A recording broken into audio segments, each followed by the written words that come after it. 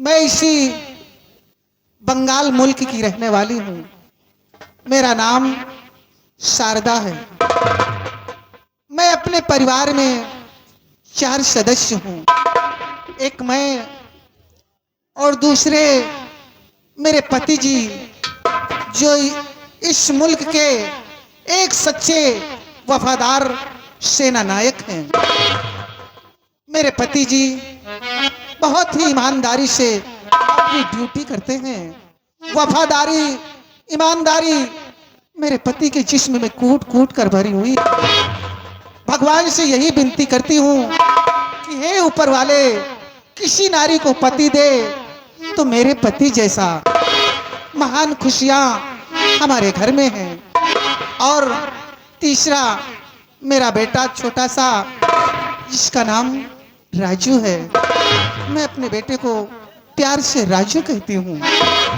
और सबसे बड़ी बात तो यह है कि सबसे प्यारी मेरे जिगर की टुकड़ी मेरे एक ननद है, जिसका नाम सुधा है। मैं अपने बेटे से ज्यादा प्यार अपनी ननद को करती हूँ। मैंने अपने ननद को कभी ननद नहीं समझा, बल्कि उसे अपनी बेटी माना है। मेरे सासू माँ का जब स्वर्गवास हुआ था, तब मेरी ननद बिल्कुल छोटी थी। मैंने इन्हीं हाथों से अपनी ननद की परवरिश की, और जब से मैंने उसे ननद के रूप में नहीं, बल्कि अपनी बेटी के रूप में देखती। लेकिन दरअसल बात यह है कि कॉलेज गई है मेरी ननद, और आज काफी देर हो गई, अभी तक आई नहीं। कॉलेज 2 बजे बंद होता है और शाम के 4 बजने को आ गए हैं। अभी तक मेरी बेटी कॉलेज से बंगले पर नहीं आई। जी लगा है जमाना बहुत आगे चल रहा है। काश अगर उसे कुछ हो गया तो मैं और मेरे पति जी जिंदा नहीं रहेंगे। इसके बगैर पता नहीं कहाँ चली गई, और ना ही फोन भी किया है मेरे पास। खैर आने दो, आज उसे डांटूंगी और कहूंगी कि कम से कम मुझे बता दिया करे। मेरा जी लगा रहा है जब तक वो घर नहीं आती।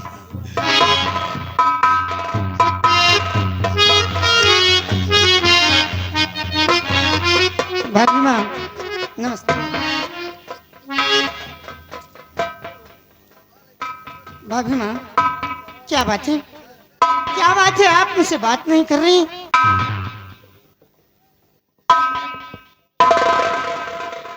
बात? नाराज हैं? हाँ, नाराजगी का कारण जानना चाहती हूँ। ये बताओ, तुम्हारा कॉलेज कितनी समय बंद होता है? मेरा कॉलेज 3 बजे बंद होता है। और इस वक्त टाइम क्या हो रहा है? भाभी माँ 5 बजने वाले हैं। 2 घंटे लेट। तू नहीं जानती मेरी गुड़िया, मैंने तुझे कभी ननद नहीं समझा, बल्कि तुझे अपना बेटी माना है। जब तक तू घर नहीं आती, मेरा दिल तुझ पर लगा रहता है। तू नहीं जानती मैं जितना प्यार तुझसे करती हूँ, उतना अपने बेटे से नहीं। बेटी, तू 2 घंटे कहाँ थी?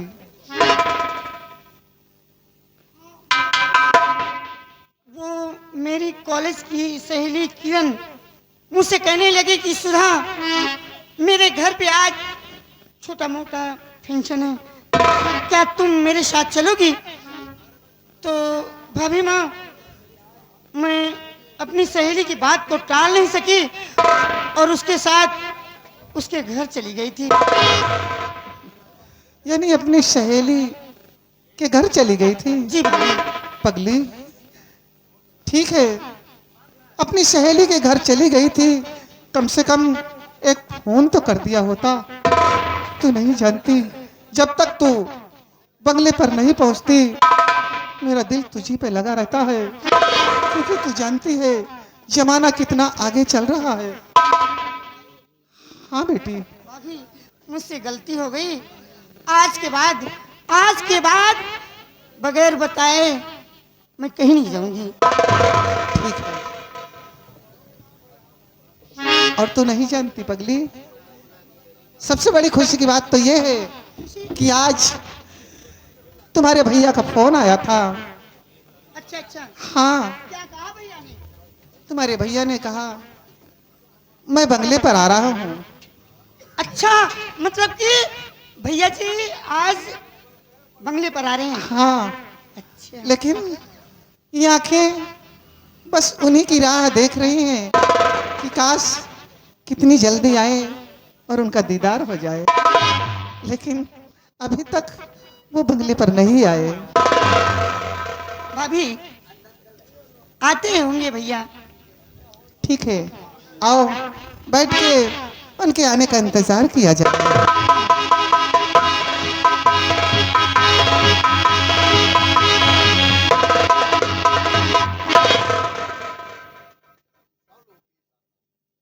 भैया जी नमस्ते। नमस्ते बहन सला, नमस्ते। कैसी हो सुधा? ठीक हो? हाँ भैया जी, मैं ठीक हूँ। अच्छा अच्छा, आप कैसे हैं? हम भी ठीक है। पढ़ाई खूब मन ध्यान लगाकर करना, पढ़ाई में किसी तरह की गफलतबाजी नहीं करना। और हमें पूर्ण विश्वास है कि हमारी बहन सुधा पढ़ने में खूब तेज है और कॉलेज में हर लड़कियों से पढ़ने में अच्छी है, अच्छे नंबरों से पास होती है। इस बात का मुझे गर्व है, मुझे मान खुशी है। अपनी बहन को देखकर मैं अत्यंत खुश हो जाता हूँ।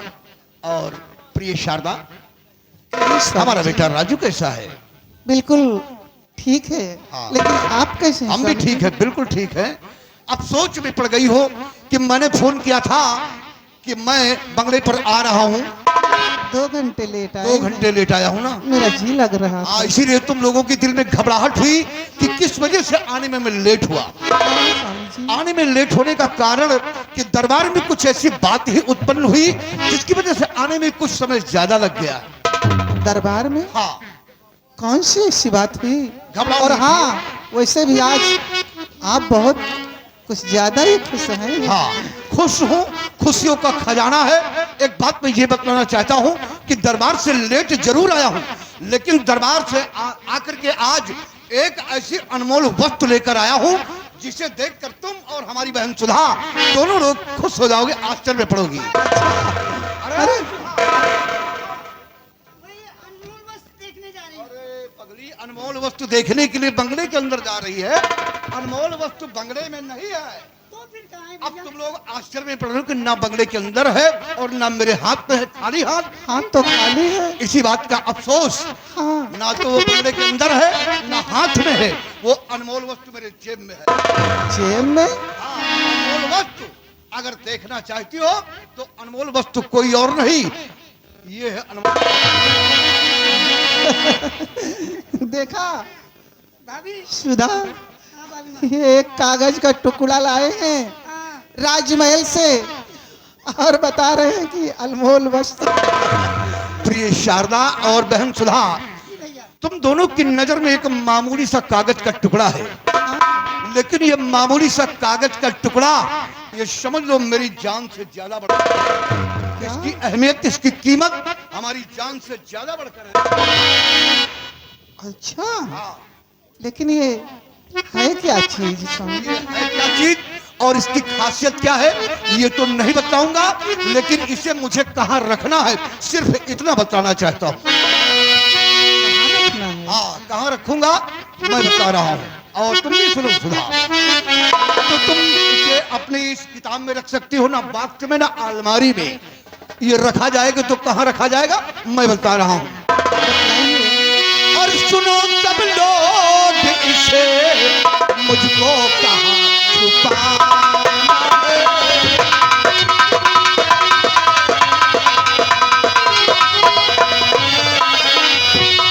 सुनो सब लोग इसे, मुझको कहाँ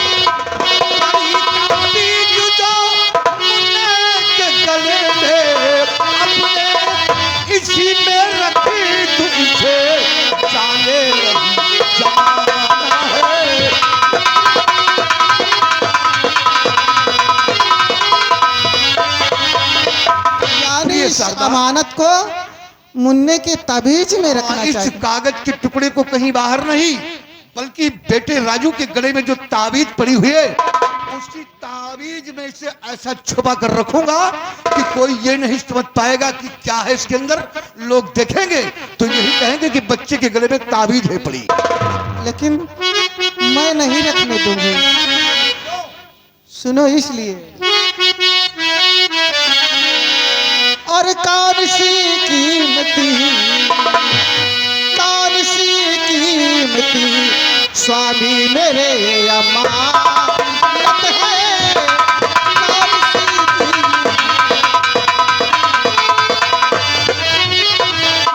कौन सी कीमती स्वामी मेरे अमानत है। कौन सी कीमती स्वामी मेरे अमानत है। लेके दरबार से आए इसे अचानक है।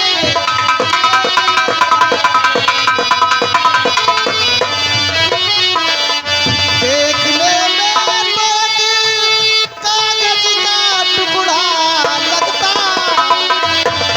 देखने में तो एक कागज का टुकड़ा लगता। आप दीजिए बता, आप दीजिए बता, करती प्रिय कृपा।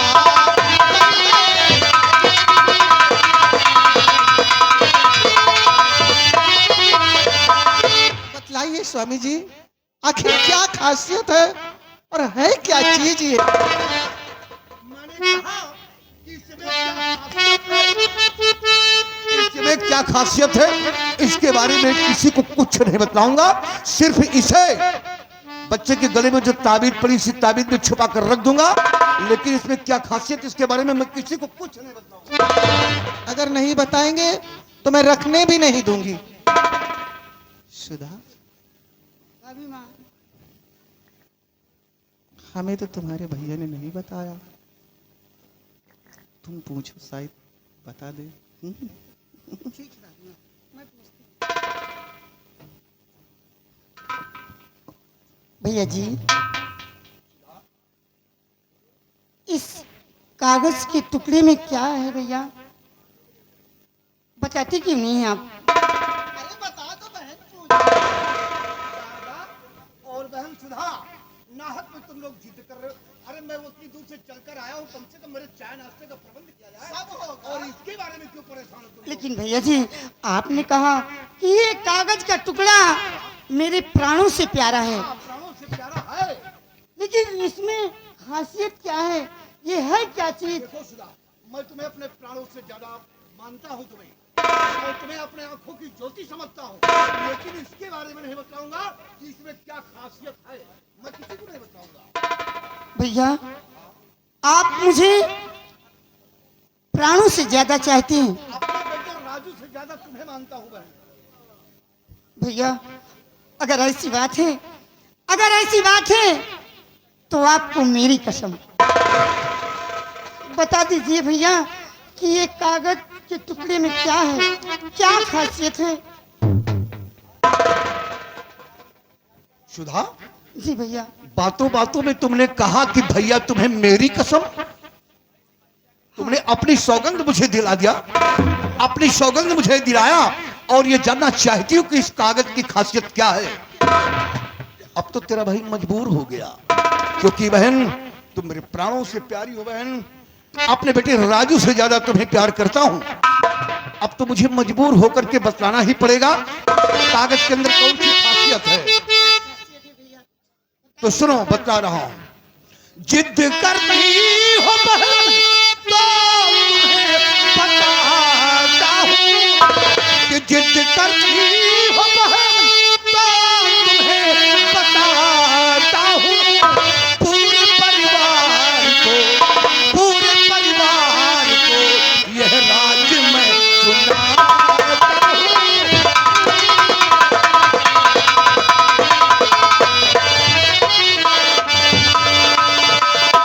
खजाने का ये नक्काश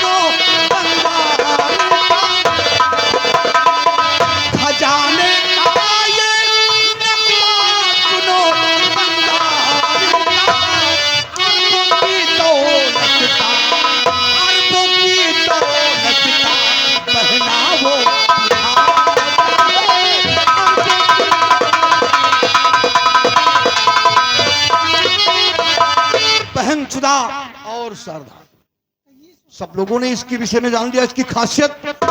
मुल्क बंगाल में रहने वाला एक बंसू नाम का बंजारा, जिसके पास अरबों की दौलत, उसके पूर्वजों की कमाई इसी मुल्क बंगाल के खंडहरों में जमीन में किसी जगह पर है, और जिस जगह पर है उसकी दौलत, उसी जगह का यह नक्शा भरे दरबार वो बंजारा गया, महाराज को सौंपने के लिए कहा कि मैं अपने वतन जा रहा हूं, और अगर ये नक्शे को लेकर मैं जाऊंगा तो हमारे अनेकों दुश्मन इस राज्य में है, और कोई ना कोई दुश्मन मुझसे छीन लेगा तो हमारे पूर्वजों की कमाई, अरबों की दौलत उस दुश्मन के हाथ लग जाएगी। इस वजह से उसने इस नक्शे को महाराज को सौंपना चाहा।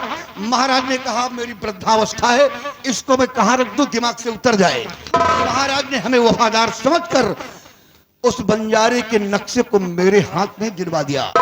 हरे दरबार, इस नक्शे को मैंने संभाला और वचन दिया कि जब भी आओगे बंसू जी, इस नक्शे को साकुशल मेरे हाथ से भरे दरबार पाओगे। ये नक्शा है।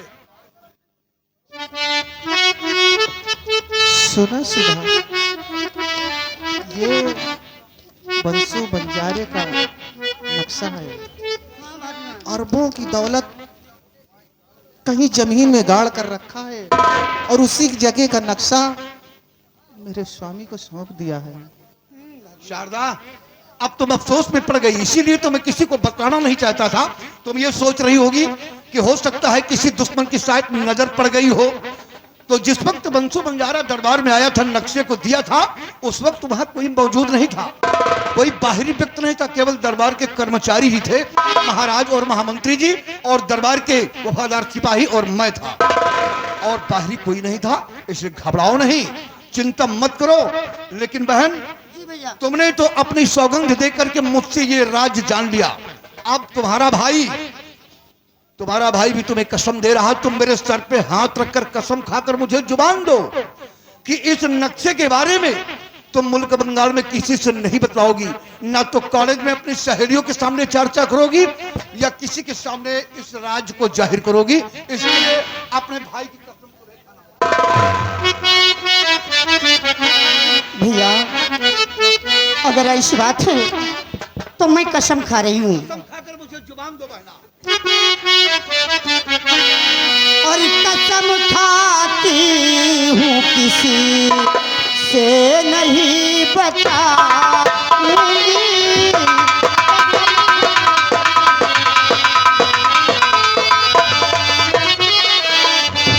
कसम खाती हूँ मैं किसी से बताऊंगी, वफादारी पे कभी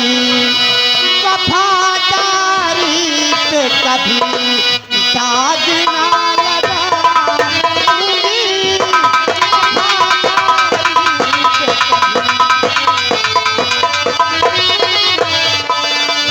चाहे कोई लालच देकर पूछे,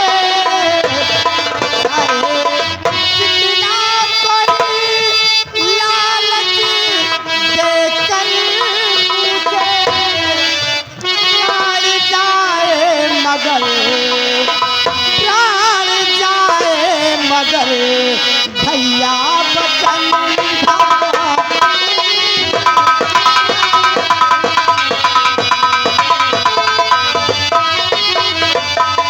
भैया, मैं आपको वचन देती हूँ कि चाहे मेरे प्राण क्यों न चले जाएं, लेकिन इस नक्शे के बारे में मैं किसी से नहीं बताऊंगी, किसी से नहीं बताऊंगी, किसी से नहीं बताऊंगी। अब हमें पूर्ण विश्वास हो गया अपने पूरे परिवार पे, अपनी प्रिय शारदा और अपनी बहन सुधा, दोनों पर हमें यकीन हो गया इस नक्शे के बारे में ये राज किसी को जाहिर नहीं होगा। अच्छा प्रिय, लाओ इस नक्शे को ऐसा मैं मोड़ करके ताबीज के अंदर रखूंगा, ताकि कोई भी देखेगा तो यही समझेगा कि बच्चे के गले में ये ताबीज पड़ी हुई है। ताबीज में इसे छुपा करके रख देना है, वक्त आने पर ही ये मिलेगा, कोई नहीं समझ पाएगा। अच्छा एक काम करना है, हमें सिर्फ परिवार से मिलने के लिए इजाजत थी। महाराज ने कहा कि जाओ अपने परिवार से मिलकर और वहीं से सीधे अपने मुल्क बंगाल बॉर्डर पे चले जाना। ये बात है। लेकिन अब इतनी दूर से चलकर आए हो, हाँ, कम से कम थोड़ी देर बैठ लो, थोड़ी चाय देर। पानी कर लो, तब उसके बाद जा। नहीं नहीं, चाय पानी करने का वक्त नहीं है। हम बॉर्डर से लौट कर दोबारा आएंगे तो उसके बाद फिर हम 1 हफ्ते की छुट्टी लेकर आएंगे और 1 हफ्ते का समय अपने परिवार के साथ व्यतीत करेंगे। ठीक है स्वामी हाँ, जी। आप ये एक काम करना, हमारी बहन सुधा को हर वक्त अपनी नजरों के समक्ष रखना, अपने आंचल की छांव में रखना और कहीं इधर उधर घूमने के लिए इजाजत मत देना। नहीं स्वामी जी, हाँ ऐसा कभी अपने दिलो दिमाग में मत लाना। हाँ प्रिय, मैं अपने बेटे राजू से ज्यादा प्यार हमें पूर्ण विश्वास है, हमें पूर्ण विश्वास है। और अगले हफ्ते 1 हफ्ते की छुट्टी लेकर आएंगे तो बेटे राजू का मुंडन भी होगा और उसी में हम उत्सव मनाएंगे और फिर बढ़िया फर्स्ट क्लास की नौटंकी ठाकुर कृष्णभान सिंह की मंगवाएंगे, भरपूर आनंद होगा। ये तो मेरा भी दिल कह रहा था, लेकिन कहीं डर रही थी कि काश आप नाराज ना हो जाए। अच्छा इजाजत दो, अब हमें चलना है बॉर्डर। ठीक है स्वामी जी।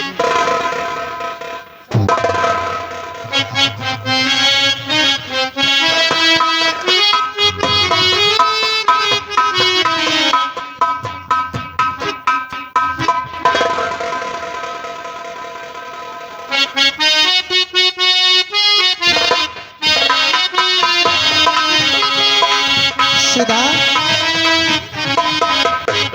तुम्हारे भैया ने जो बताया उसी नक्शे कदम पर चलना। ये बात किसी को जाहिर मत करना, यहाँ तक कि अपनी न सहेली न कॉलेज में किसी से नहीं ये चर्चा करना। भाभी माँ, आप इसकी चिंता न करें, मैं ये बात किसी से नहीं बताऊंगी। आओ, मैं तुम्हें कुछ बताती हूँ।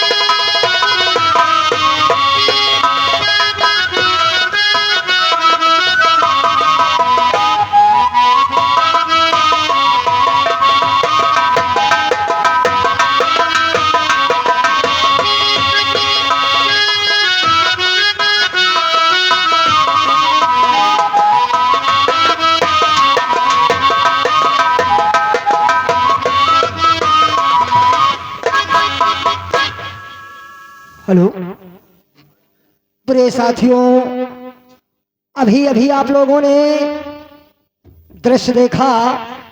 अब जो दृश्य दिखाया जाएगा यह है मुल्क बंगाल। बंगाल में कामलाछ नाम का जादूगर अपने आसन पे बैठा, पूजा स्थल पे बैठा अपने विचार विमर्श कर रहा है। अब आप लोग देखिए तांत्रिक कामलाच का ये दृश्य।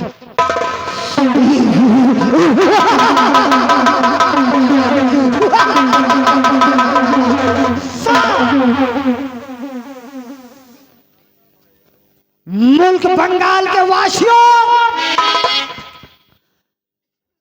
गौर से पहचान लो मुझे, देख लो मुझे।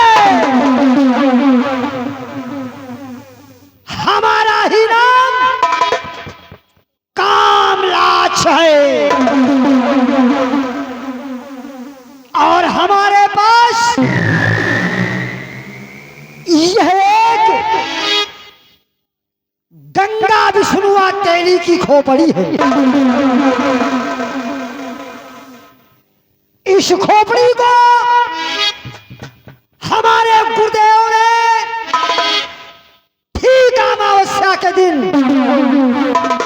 यानी दीपावली के दिन रात में 12 बजे एक ही कांसे से इसे काटकर तंत्र विद्या में सिद्ध करके इस माशान को कामयाब लाए। जाते समय उन्होंने एक खोपड़ी मुझे दिया, कहा मेरा अंतिम टाइम है, तुम मेरे चेले प्रिय हो, इसे तुम संभालना। इसी खोपड़ी के द्वारा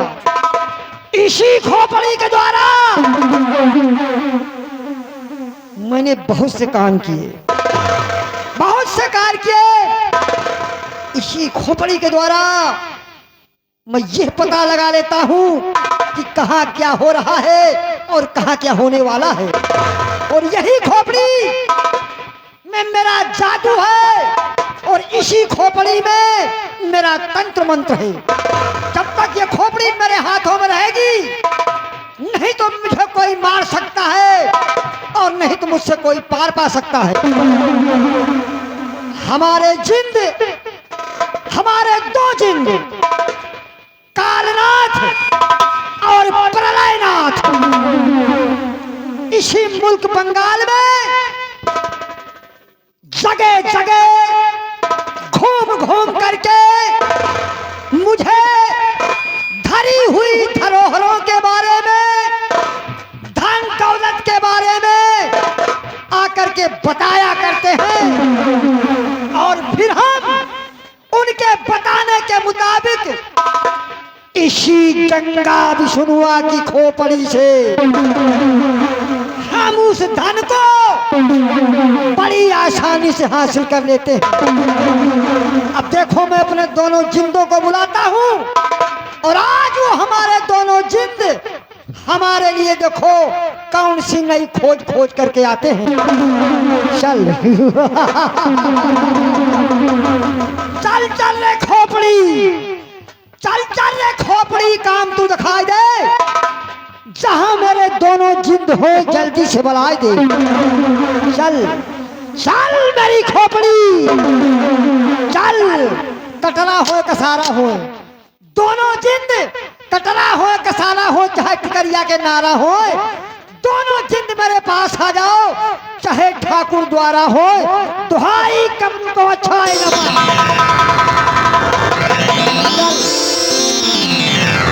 सोता हो तो जाग, बैठा हो तो भाग। मेरे दोनों शैतानों मेरे पास आ जाओ, मेरी किस्मत जाए जाग। दुहाई लो ना तुम्हारी।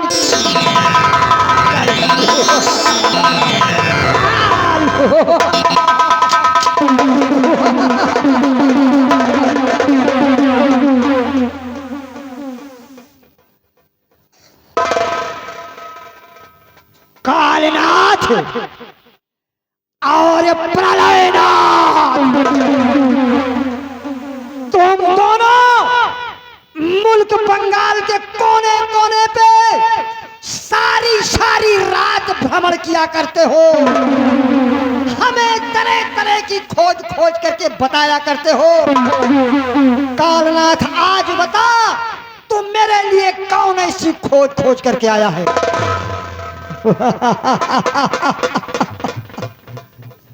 मेरे आका, आज हम दोनों भाइयों ने घूमते घूमते रात दरबार पहुंच गए। तो क्या हुआ? वहाँ देखता हूँ कि एक बंसु नाम का वहाँ बंजारा आया था। अच्छा और उसके पास एक खजाने का नक्शा है और भरे दरबार नक्शा सेनापति को दिया है मेरे आका। यानी भरे दरबार तुम दोनों ने अपना रूप बदल करके ये देखा कि एक बंसु नाम का बंजारा आया जिसके पास अरबों खरबों की दौलत है, करोड़ों का माल है समझो।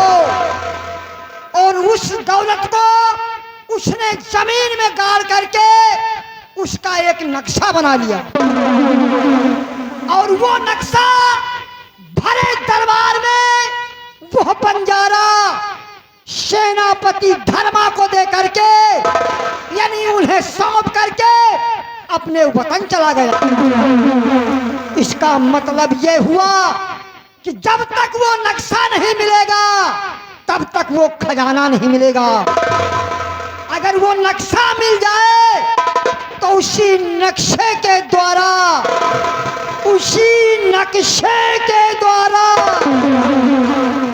जमीन में गड़ा हुआ कीमती खजाना मेरे हाथ लग सकता है।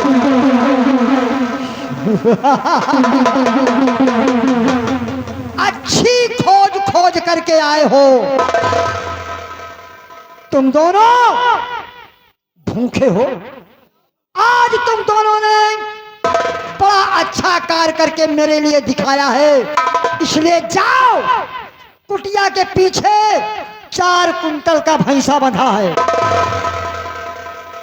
दोनों खा जाओ और 2 नाद दारू का इंतजाम मैंने कर दिया है। पियो, आराम करो, जब हम बुलाएंगे तब फिर प्रकट हो जाना। जाओ।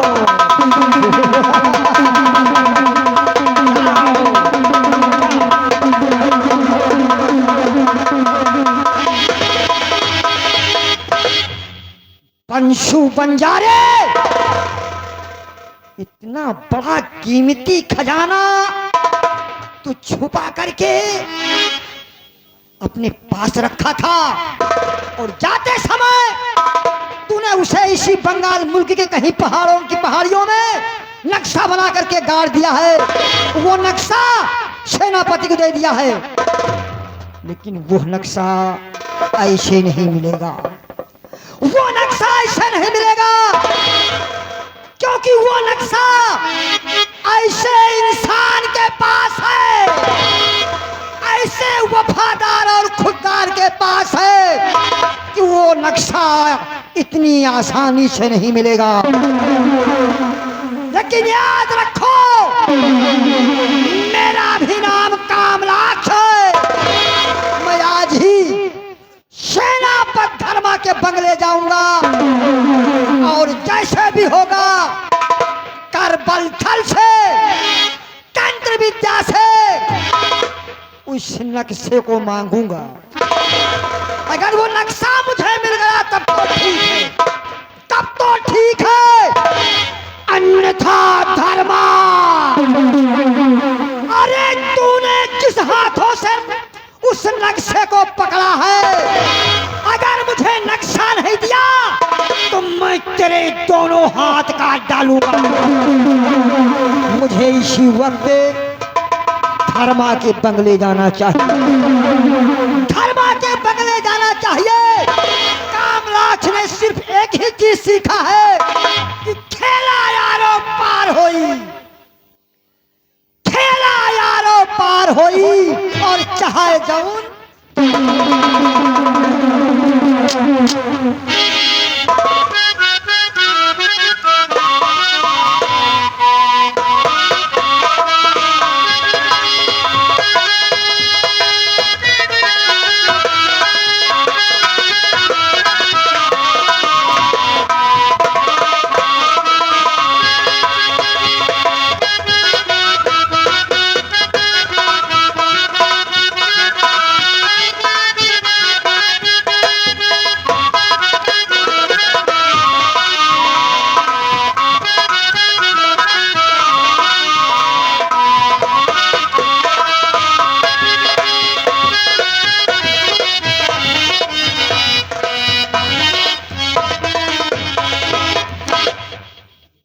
महाराज की जय हो।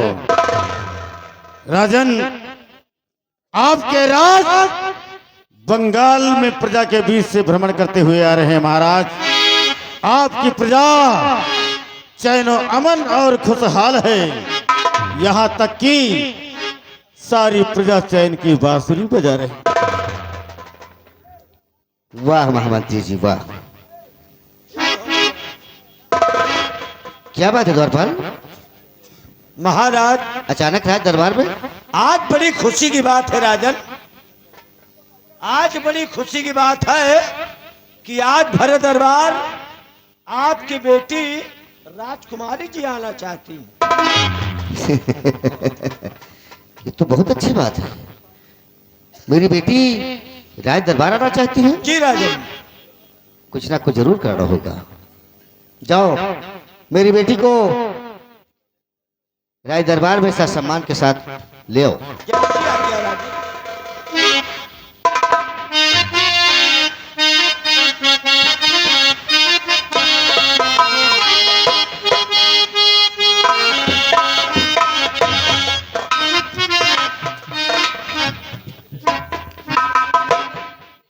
खुश रहो बेटी।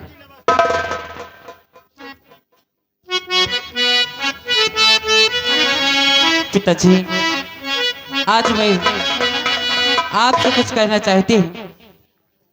क्या कहना चाहती हो बेटी? बोलो। पिताजी, गायू तबीयत पिताजी हमारी, गायू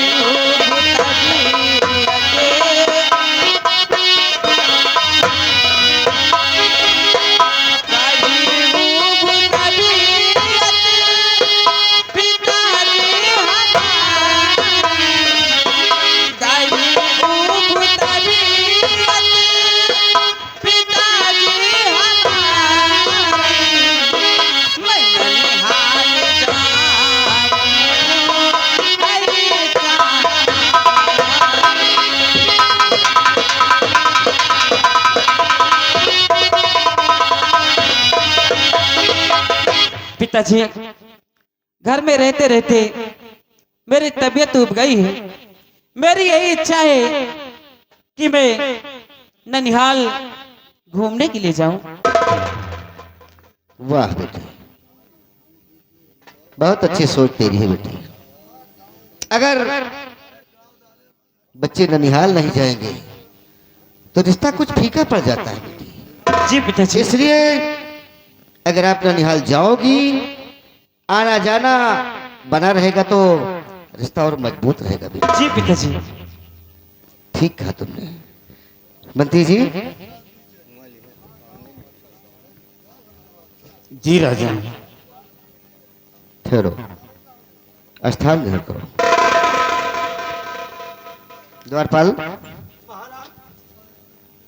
सेनापति धर्मा सिंह को बॉर्डर से बुलवाया जाए, फोन लगाया जाए और तत्काल राजमहल में बुलाया जाए। मतलब सेनापति जी का बॉर्डर से बुलावा जाए। हाँ, चिंता मत करिए, अभी मैं फोन लगा रहा हूँ और सेनापति को बुला रहा हूँ। कसो? पहले हम सोची जानो हम का पठाई हैं। अरे रामबली, हम सोच रहे थे कि राजकुमारी के साथ हम जाएंगे ननिहाल, इनको वहां पर डालने के लिए। तू हूँ नास हम हूँ नास हम। चला बैठा क्या कर बिया फिर। ठीक है, महाराज का आदेश है, सेनापति धर्मा सिंह को फोन लगाया जाए। ननियौरे जाए का मिले ना। मामा बीमार रहे हैं, हम कहा देख आई जाए। चलो मरमराज है तो तेरे ही में चला जाए। द्वारपाल, क्या कहना फुसकी हो रही है? वही इनसे पूछे तो नंबर की, मोबाइल के नंबर कितना हुई, तो वही आ कहा पहले मोबाइल तो लाओ। कितना हुई? मोबाइल का नंबर कितना मतलब कितना हुए, कहाँ तक मिलावेगा, तो वही आ कहे पहले मोबाइल लाओ।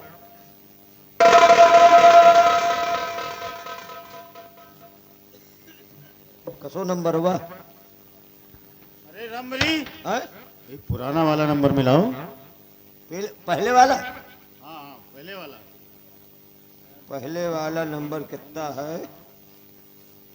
एक तो हम भूल जाए थे, काम न हो पाई। क्यों, बात क्या है? एक को खूंटी टवर ही नहीं ना। अब है एक को खूंटी हो तो काम हो जाए। पूरा पूरा टावर तो गिरा है साला। ऊपर करो। ऊपर का लेके टावर पर चढ़ जाई। आएगा। चल पकड़ पड़रियन वाली खूंटी, लाल सेठ के अटरिया पर चढ़ जाएगा। मिलाओ, नंबर मिलाना चाहे जैसे। हाँ देखो मिला रहे हैं।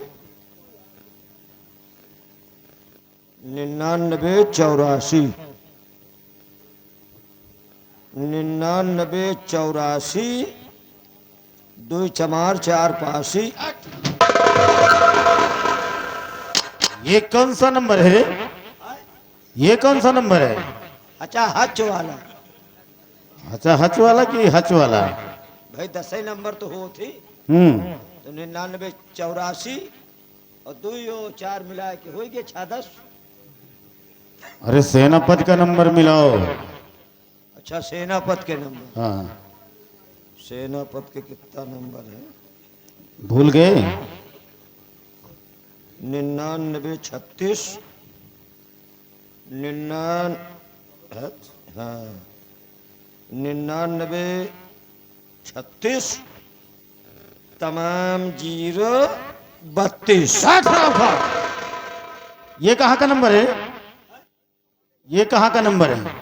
अंदर तुम्हें मिला रहे हैं को तो मिल भाई करी।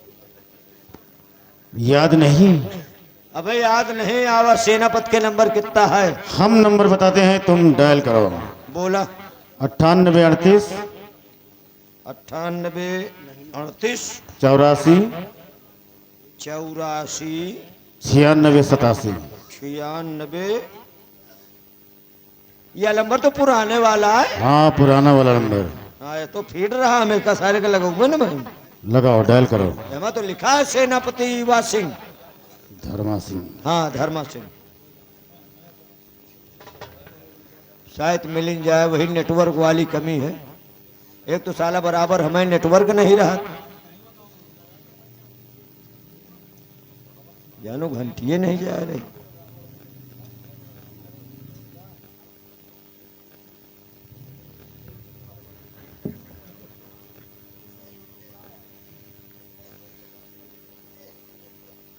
हेलो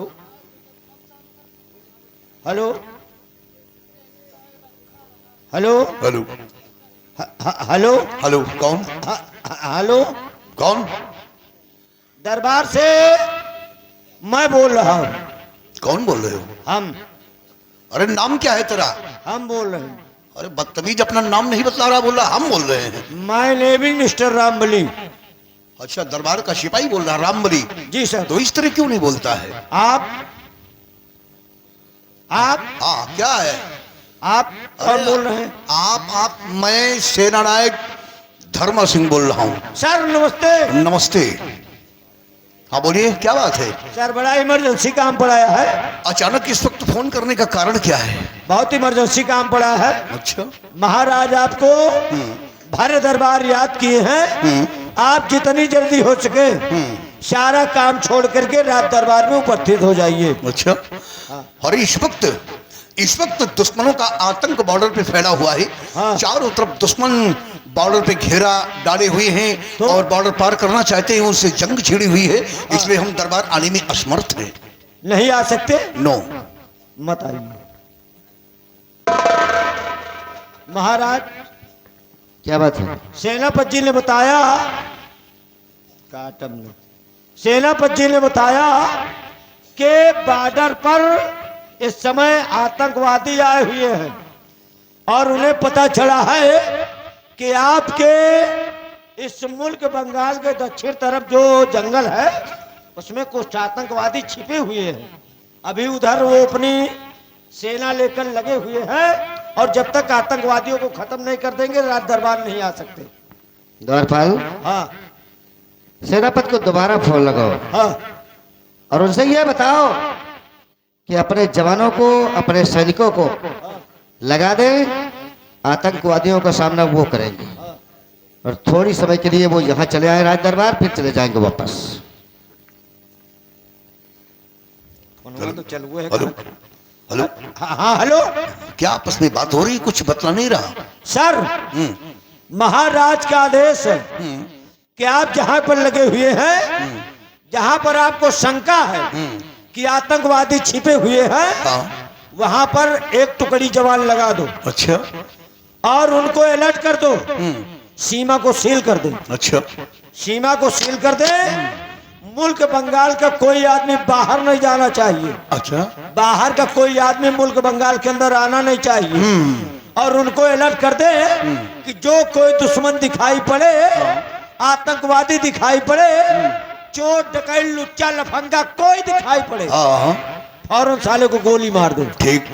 शूट कर दे। कोई एक्शन नहीं लिया जाएगा और ना ही आप और आपके सैनिकों को किसी तरह की कोई प्रॉब्लम होगी। और महाराज का आदेश है कि एक टुकड़ी सेना लगाने के बाद सेनापति से बता दो दरबार आ जाए, बहुत इमरजेंसी काम। तो ठीक है रामबली जी, अगर ऐसी शक्त जरूर हमारी शाही दरबार में है हाँ। तो मैं आतंकवादियों के समक्ष एक बटालियन सेना को तैनात करता हूँ हाँ। और हमारी बटालियन उन आतंकवादियों को ढेर कर देगी। हाँ। और महाराज के आदेशानुसार मैं शाही दरबार में उपस्थित हो रहा हूँ। Okay okay over.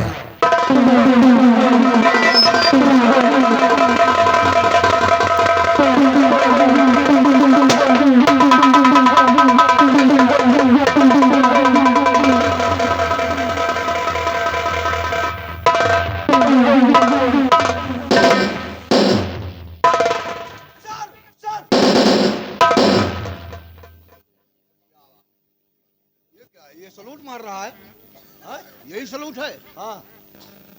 जय हिंद। सलूट मारने के लिए मेढक जैसे उछल रहे हो और 50 बार सर सर बोल रहे हो, इस तरह सलूट मारा जाता है। अबे शिक्षित है साहब। अच्छा, दरबार में रहते हो सलूट मारना भी तुमको नहीं मालूम है? अबे सीख नहीं पाओ, अबे तो शुरू की है। क्या शुरू किया है? वही सलूट मारना। हाँ। कोई अधिकारी के सामने अगर सलूट मारना है तो एक बार सर कहकर सावधानी बनाकर सलूट मारा जाता है। अच्छा कहो नहीं करो तो खराब लगे। क्या? वही सर सर। हाँ, कई बार सर सर नहीं बोला जाता। सर चलो। एक बार सर बोलकर हाँ। सावधानी बनाकर सलूट मारा जाता है। नहीं तो बात से आदत अपन सुधारब हाँ। और एक दिन खूब गद के काई के सो जा। क्या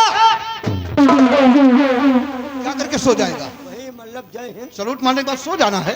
हाँ। कि सलूट मारने के बाद सावधान होकर खड़े हो जाना है, पहरे पर बिल्कुल अलर्ट हो जाना है। ठीक साहब। हाँ। वह करो। आज देखता क्या हूं, हुजूर दरबार में चारों तरफ खुशियां ही खुशियां हैं और अचानक एकाएक हमें शाही दरबार में बुलाया गया। महाराज, चारों तरफ खुशियां हैं। अरे आज इतनी खुशी है, आज दरबार में इतनी बड़ी खुशी है, बिन कहें ठीक है साहब। खुशी है। पहले खुशी थी और अब तो और खुशी आ गई। आप जितनी टाइम दरबार में आई जाती साहब, पूरा दरबार गुलाब के फूल की तरह महर महर महकने लगा। आपको देखकर दरबार में सभी लोगों का चेहरा और खिल गया है। महाराज को देखिए कितना खुश है, राजकुमारी को देखिए, इतना सब लोग खुशी हैं। आपने महाराज को देखा, राजकुमारी जी को देखा, तई गए न उनका देख लिया। महामंत्री करमल सिंह को, हाँ और ये दरबार के मंत्री हैं, इनका भी तो चेहरा खिला हुआ है। सबका चेहरा जैसे गुलाब के फूल खिला है। हाँ। यहू देख लियो बिहाया के फूल हसील के खड़े हैं। यार रामबली, ऐसी बात नहीं है। ये हमारे दरबार के महामंत्री जी हैं। हाँ। और इनकी ऐसी आदत ही है, कोई बात नहीं है, बिल्कुल सही है। हाँ। अपनी जगह बिल्कुल अलर्ट रहते हैं। रहा थी। हाँ अब आपके आवे से सबका खुशी है साहब। हाँ, और इनको भी महान खुशी है मेरे आने से। इनका जितनी बड़ी खुशी है, इनका आत्मा जाना। अभी कहाँ है तो कोई मानता हूँ हुजूर, अचानक आपने हमें शाही दरबार में याद किया, इसलिए मैं जानना चाहता हूँ महाराज। और हुक्म फरमाइए ऐ महाराज की।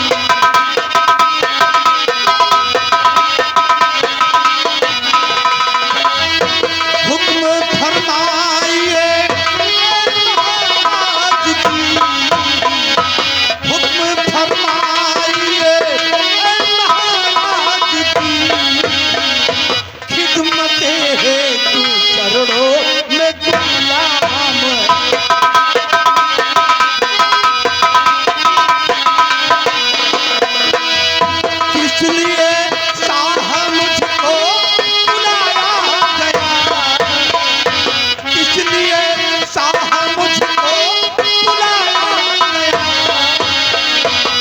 नहीं जाना जरूरी मुझे काम है।